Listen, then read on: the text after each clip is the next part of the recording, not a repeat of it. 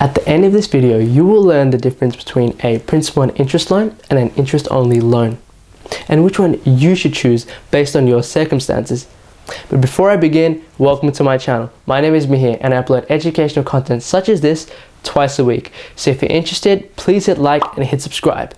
But without further ado, let's get straight into the video. The principal and interest loan, or simply known as P&I, is the most common loan type offered by lenders in Australia. There are two main reasons for this. Firstly, you can borrow more money. And secondly, you actually pay down the actual property. Whereas in interest-only loans, you don't do that. In the earlier years of your loan term, you're primarily paying off the interest and gradually putting small amounts of money into principal. Principal is the amount you have fully paid off and is part of your equity. Capital appreciation of the property is also added into your equity. Let's say, for example, you have paid off $10,000 in your principal and your property appreciated by $25,000.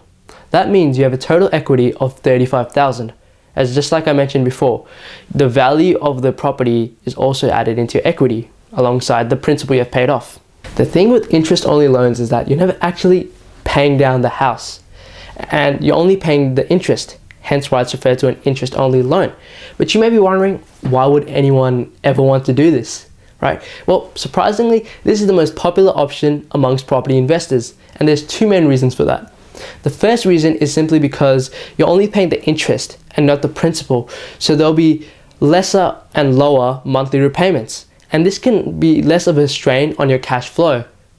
And secondly, the interest part of the loan is tax deductible, whereas the principal isn't. So these are some of the two main reasons why property investors love this option.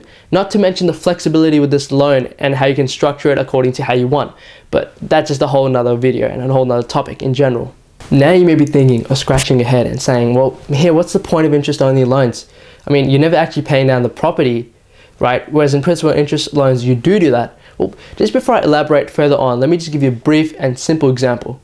Let's say in 2000, you bought a property for $200,000. Now in 2020, that property is worth $600,000, meaning you gained an equity of $400,000 in 20 years. And you did that with less monthly repayments and less strain on your cash flow.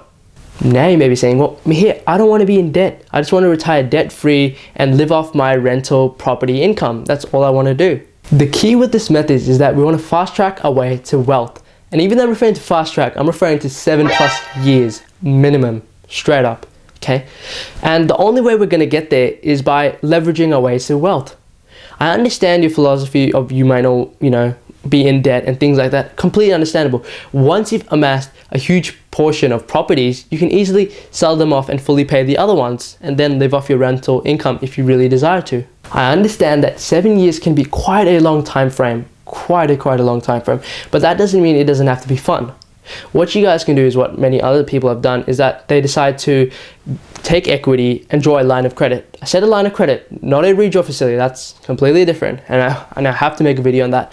But they draw a line of credit and they buy things like vacations, cars, boats. I understand that these are not necessarily assets, but sometimes you got to have fun, and it's your choice. As long as you're not doing stupid things with that money, it's all good.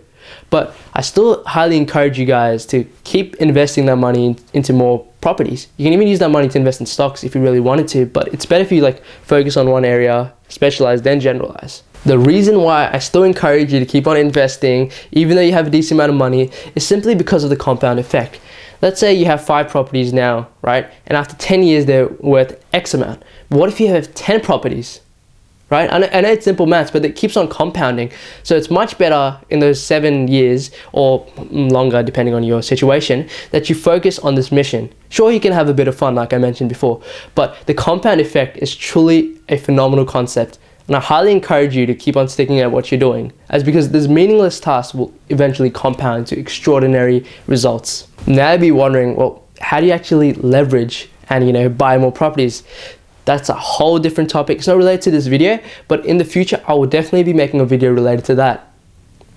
Besides that, if you enjoyed this video, please hit like, hit subscribe if you haven't already, and click on the notification bell icon so you don't miss out on any of my future videos. Besides that, I thank you for watching this. Goodbye.